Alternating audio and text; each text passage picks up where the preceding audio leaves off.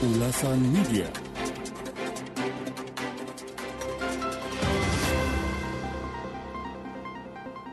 Dakta Radio bijak berinformasi, cerdas berinteraksi.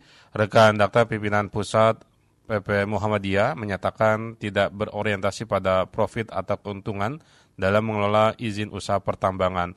Mereka mengklaim akan memanfaatkannya untuk pemberdayaan umat. Sementara itu rekan Dakta, Ketua Umum PP Muhammadiyah Haidar Nasir mengatakan bahwa Muhammadiyah mengelola berbagai usaha, baik berorientasi profit maupun non-profit. Namun pada prinsipnya setiap manfaat dari usaha Muhammadiyah akan dikembalikan untuk pemberdayaan masyarakat. Dan rekan Dakta, hal ini kita ketahui bahwa PP Muhammadiyah secara resmi telah menerima konsensi izin usaha pertambangan atau izin tambang tawaran dari Presiden Joko Widodo. Kita akan membahas hal ini rekan Dakta dalam segmen ulasan media bersama wartawan senior sekaligus penulis buku autobiografi Cahya Gunawan. Assalamualaikum warahmatullahi wabarakatuh. Selamat pagi Pak Cahya.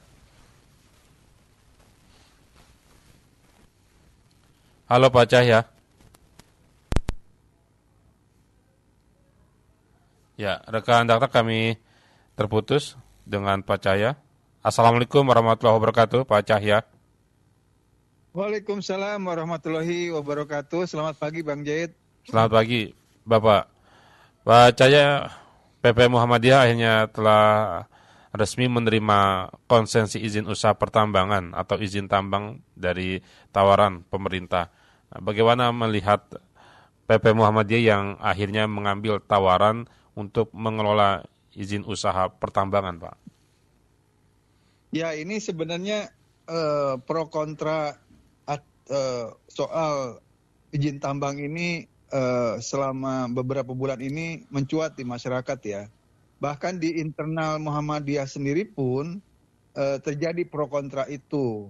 Bahkan Aisyah atau kelompok mak-maknya lah ya di Muhammadiyah yang sebenarnya terpisah dari Muhammadiyah itu mengharapkan supaya Muhammadiyah itu bisa menolak. Ya, di luar apapun alasan keputusan konsolidasi nasional di Jogja kemarin itu selama 2 hari, sebagian pihak banyak yang menyesalkan keputusan Muhammadiyah itu. Tapi ini kan keputusan organisasi ya. Ini sudah terjadi walaupun keputusan itu dengan banyak catatan ya. Ya, jadi kan ada tentu banyak pertimbangannya. Pertimbangan lingkungan, pertimbangan sosial, pertimbangan politik, pertimbangan ekonomi dan bisnisnya gitu. Nah, tapi sebenarnya sebagai ormas Islam, seharusnya Muhammadiyah juga mengedepankan kajian-kajian yang sifatnya mendasar, yaitu kajian latar belakang kenapa diterima berdasarkan hujah atau alasan atau argumentasi yang tertera katakanlah dalam Al-Quran atau hadis. Artinya itu seharusnya lebih disosialisasikan dulu kepada warga Muhammadiyah dan masyarakat umum gitu. Artinya katakanlah misalnya mengelola alam itu adalah tanggung jawab manusia gitu ya. Itu hujahnya. Nah, itu harusnya disosialisasikan oleh Muhammadiyah. Kenapa ormas Islam ini harus menerima, misalnya itu ya, ininya pertimbangannya. Nah, tapi kan harus ada pertimbangan lain. Bagaimana ini dengan pertimbangan lingkungan, sosial, politiknya. Gitu. Kalau misalnya soal lingkungan, bagaimana komitmen Muhammadiyah memperbaiki dari ekosistem lingkungan setelah terjadi penambangan itu, apakah akan ada perbaikan lingkungan setelah proses penambangan itu. Lalu dalam detail dalam pengelolaannya itu, apakah ini akan dikerjasamakan dengan pihak lain atau bagaimana? Itu kan semua juga belum jelas. Ini menjadi bukan hanya domain dari Perserikatan Muhammadiyah, tapi juga sebenarnya masyarakat juga ingin tahu. Karena ini kan sudah menyangkut aset nasional gitu loh. Yang diberikan oleh negara kepada ormas Islam itu. Jadi bukan hanya Muhammadiyah kan, NU juga begitu. Nah, NU memang kan sejak awal sudah menerima dan itu tidak akan dikelola sendiri, tapi akan dikelola oleh perusahaan lain. Artinya kalau dalam proyek itu disubkontrakkan gitu. Jadi tinggal menerima fee aja gitu. Apakah Muhammadiyah akan melakukan itu? Nah itu semua kan masih publik belum tahu detailnya seperti apa gitu. Yang jelas banyak penyesalan itu bukan hanya dari masyarakat di luar Muhammadiyah, tapi di dalam warga perserikatan juga banyak yang menyesalkan putusan Muhammadiyah itu. Bahkan ada keluhan di internal yang di grup WA Muhammadiyah itu, ada yang dia sudah keluar saking kecewanya ya dengan putusan pimpinan pusat Muhammadiyah itu, dia keluar dari grup-grup WA Muhammadiyah kecuali satu, karena ini menyangkut skillnya gitu loh. Ada juga dokter yang selama ini mengabdi di rumah sakit Muhammadiyah ini di Jawa Tengah ya, yang akhirnya memutuskan keluar gitu karena dengan keputusan ini. Jadi sebenarnya banyak masyarakat dan warga Muhammadiyah itu sevisi dengan pimpinan dan organisasi Muhammadiyah, tapi mereka tidak sevisi dengan pemerintah, terutama dengan rejim sekarang gitu. Jadi dianggap bahwa dengan menerima izin usaha pertambangan ini, dianggap Muhammadiyah itu berhasil ditaklukkan oleh rezim penguasa. Nah, kira-kira ada penafsiran seperti itu. Walaupun Profesor Haidar dalam kemarin dalam jumpa pers di Konsolidasi Nasional di Jogja itu mengatakan bahwa ini betul-betul hasil dari pertimbangan matang selama 2 bulan terakhir ini gitu. Nah, tapi ya itulah akhirnya putusan dari Muhammadiyah gitu Bang Jed. Ya, artinya bagaimana Pak? Harusnya pemerintah atau dalam hal ini PP Muhammadiyah tidak mengambil tawaran tersebut atau seperti apa Pak? Kalau melihat juga analisis dan juga tahapan yang sudah dilakukan oleh Muhammadiyah sehingga memutuskan untuk mengambil tawaran ini Pak.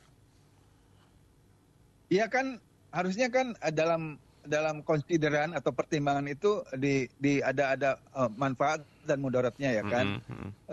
Harus ditimbang gitu ya. Itu harus dipetakan dan di list keuntungan dan kelebihannya kalau diterima atau ditolak gitu kan gitu. Nah, lagi-lagi ada juga argumentasi kalau misalnya ditolak nanti malah oligarki yang mengambil alih, kira-kira gitu kan. Jadi banyak pertimbangan yang sebenarnya posisinya mungkin bagi pimpinan Muhammadiyah yang berjumlah 13 orang itu dilematis gitu ya. Tapi kan ini harus diambil keputusan gitu. Jadi apapun keputusannya, walaupun banyak orang yang menyesalkan gitu. Jadi kita belum tahu ya apakah ini semacam jebakan. Banyak yang mengkhawatirkan ini jebakan dari pemerintahan Jokowi karena peraturan ini, ketentuan ini diberikan di saat-saat Pak Jokowi mau mengakhiri tugasnya sebagai presiden selama 2 periode gitu. Kenapa? Pertanyaannya kenapa tawaran soal izin usaha tambang ini kenapa nggak ditawarkan sejak dulu misalnya, gitu kan? Jadi ada agenda di balik ini semua gitu. Ini yang belum terjawab karena ini kan menyangkut unsur politik gitu kan. Nah, apakah nanti akan semacam ada permaafan kepada kesalahan-kesalahan yang pernah dilakukan oleh Jokowi, katakanlah begitu. Kita belum tahu seperti apa nanti ke depannya gitu. Yang jelas masyarakat pasti akan memantau apa yang akan dilakukan oleh Muhammadiyah selanjutnya dengan adanya dengan menerimanya izin usaha pertambangan ini. Karena kalau misalnya ini menjadi batu ujian karena sebenarnya banyak yang beranggapan bahwa tanpa harus menerima izin usaha pertambangan dari pemerintah, Muhammadiyah sekarang tuh udah bisa mandiri, independen dengan adanya amal usaha Muhammadiyah atau dikenal dengan AUM ini, terutama di bidang kesehatan dan pendidikan. Pendidikan Muhammadiyah sekolah menengah, dari sekolah dasar sampai menengah, perguruan tinggi kan Muhammadiyah banyak itu. Di setiap daerah ada semua, bahkan sampai di Papua ada. Yang siswanya bukan hanya dari Muslim tapi juga non Muslim. Demikian juga rumah sakit Muhammadiyah banyak gitu. Nah jadi banyak orang merasa heran apakah Muhammadiyah memang butuh uang, butuh usaha sehingga harus menerima izin usaha pertambangan itu. Nah, itu yang banyak disesalkan orang yang awam itu seperti itu. Kalau NU memang terus terang kan dia memang butuh gitu. Jadi memang kalau sebagian masyarakat mungkin bisa memaklumi dengan dengan keputusan Nahdlatul Ulama karena dia memang butuh, dan sumber dayanya artinya organisasi walaupun jumlah anggotanya lebih banyak, tapi kan organisasinya tidak serapi seperti Muhammadiyah. Artinya Muhammadiyah itu punya usaha di bidang pendidikan. Ya, NU punya juga, tapi Muhammadiyah itu sampai ke luar negeri kan. Kita tahu kan ada Muhammadiyah punya masjid di luar negeri, punya pendidikan sampai di luar negeri. Nah, kan kalau NU kan praktis hanya di dalam negeri aja. Nah, itu sebenarnya yang banyak disesalkan oleh masyarakat, termasuk oleh warga perserikatan sendiri, gitu Bang Jaid. Jadi sebenarnya tanpa harus menerima izin usaha pertambangan dari pemerintah, Muhammadiyah sudah kaya lah, boleh dibilang begitu. Kalau dari catatan sebelumnya kan asetnya Muhammadiyah itu ya paling tidak 20 triliun lebih lah gitu. Nah, ini kan sebenarnya satu modal tersendiri gitu bagi Muhammadiyah. Gitu ya, dari sisi ekonomi ya, artinya dia tidak harus menjadi bagian dari gugatan dari masyarakat dengan menerima izin usaha tambang ini gitu. Ini kan menjadi beban bagi organisasi Muhammadiyah. Nanti kalau mampu misalnya mampu tidak mampu pun akan menjadi sorotan bagi masyarakat. Gitu Bang Jid. Iya, artinya kalau tadi Pak Chais di awal sempat singgung bahwa ini ada dugaan jebakan, seharusnya dari awal pemerintahan Presiden Jokowi begitu Pak, untuk tawaran izin konsesi usaha ini harusnya disodorkan oleh lembaga-lembaga organisasi kemasyarakatan begitu Pak. Iya Bang Jay, jadi kalau memang pemerintah dalam negara ini ingin memberikan komitmen kepada ormas Islam, dalam hal ini NU dan Muhammadiyah, kenapa nggak dari dulu gitu? Kenapa justru yang diprioritaskan adalah oligarki kan gitu? Ini kan seolah-olah oligarki udah dikasih, ya bahkan kasihnya banyak.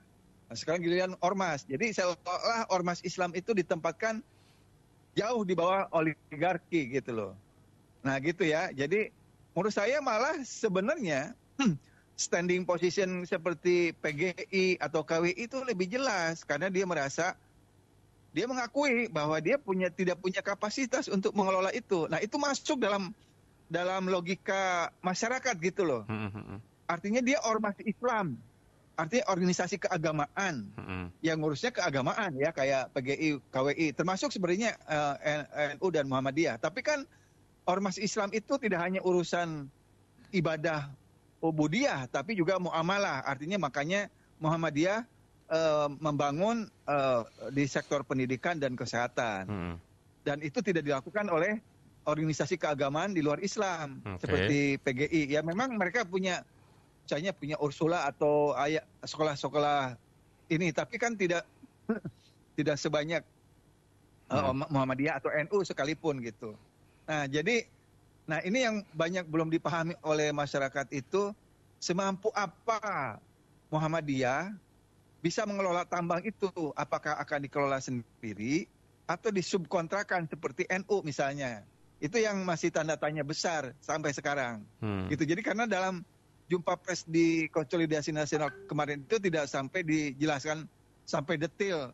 Nanti setelah diterima dengan catatan itu nanti ke depannya seperti apa Muhammadiyah akan mengelola konsesi izin usaha pertambangan ini. Begitu Bang Jen.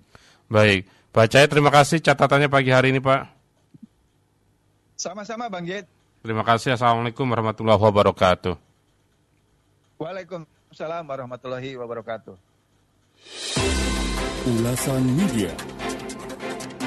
Ulasan media bersama wartawan